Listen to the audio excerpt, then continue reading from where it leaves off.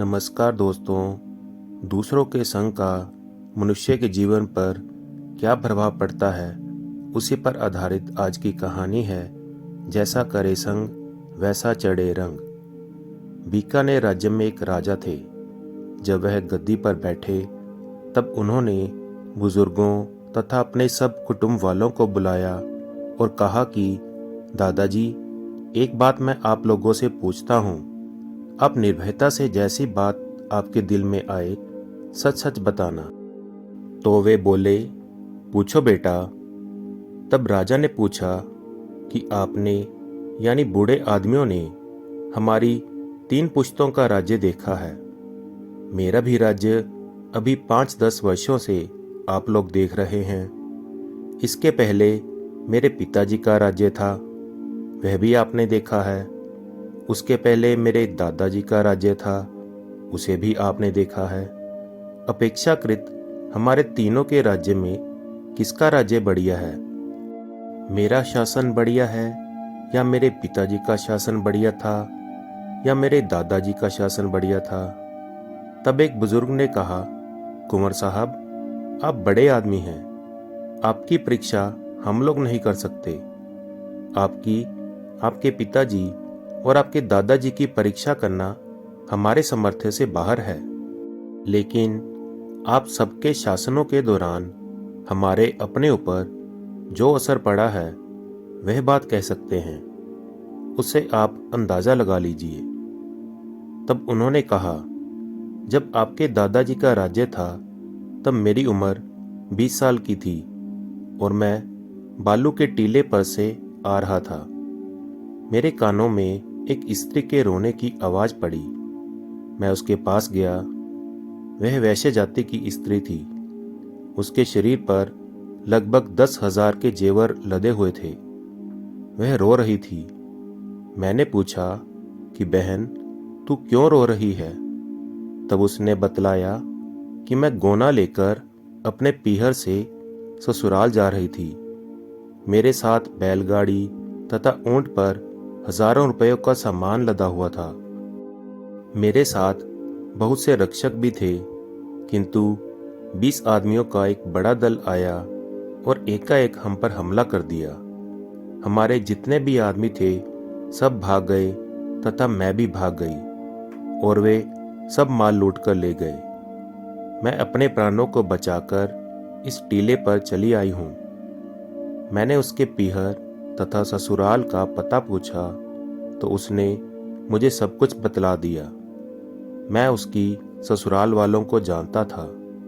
मैंने कहा कि बहन, तू किसी बात की फिक्र मत कर, मैं तुम्हें घर पर पहुंचा दूंगा। अपनी बहन के समान समझकर मैं उसे उसकी ससुराल ले गया। ससुराल वाले भी उसकी खोज में ही थे। उनके पास पहले ही खबर पहुंच गई थी कि डाकू आए और सब धन लूट कर ले गए, लेकिन अपनी बहू का पता नहीं कि वे कहाँ है। मैंने वहां पहुंचकर उन्हें बताया कि टीलों के बीच बैठकर ये रो रही थी। वह घर पहुंचकर बेहाल होकर रोने लगी और अपनी सास, ससुर और पति को कहने लगी कि मेरी बड़ी भारी दुर्दशा हुई। जो कुछ माल मत्ता था वह सब लुट गया और मैं किसी भी प्रकार अपने प्राण लेकर जंगल में भाग गई। इन्होंने मेरी रक्षा की और यह मुझे यहाँ लेकर आए, इसलिए मैं इनका क्या गुण गाऊं। अब आप लोग ही इनको संतुष्ट करके भेजें। इस पर ससुराल वाले बोले, महाराज, आपने हमारा बड़ा उपकार किया, हमारी बहू को जीवन दान दिया, हमारे धर्म की रक्षा की। हम आपको 1,000 रुपये पुरस्कार के रूप में देना चाहते हैं। तब मैंने कहा कि मैंने रुपयों के लिए उपकार नहीं किया है, मैंने तो अपना कर्तव्य समझकर यह कार्य किया है। मेरी अंतरात्मा ने कहा कि तू तो मनुष्य है और यह तेरा धर्म है, इसलिए मैंने अपना धर्म समझकर यह काम किया है, इनाम के लिए नहीं किया।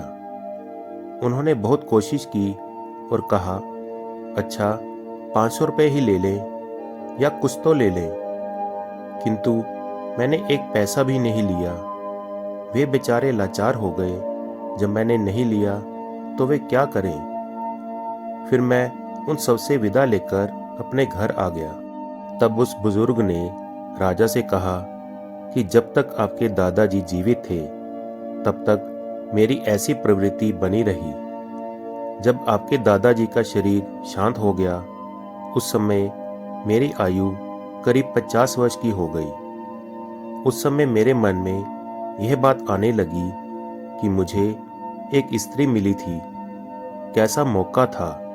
जंगल में उसका 10,000 रुपये का जेवर उतार लेते तो मुझे कौन पकड़ता।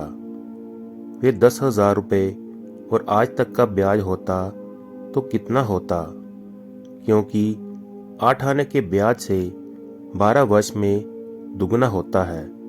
इस प्रकार काफ़ी रुपए हो जाते हैं। मैंने बड़ी भूल की कि धर्म के झंडे को पकड़कर बैठ गया। अब धर्म मुझे क्या काम देता है। यदि मैं वह गहना उतार लेता तो आज माला माल हो जाता। ऐसी भावना मेरे मन में आने लगी। विचार करने पर तो वह बात मुझे बुरी लगती थी, लेकिन रुपयों की आसक्ति के कारण मन में यह बात आने लगी कि मैंने वह भूल की थी।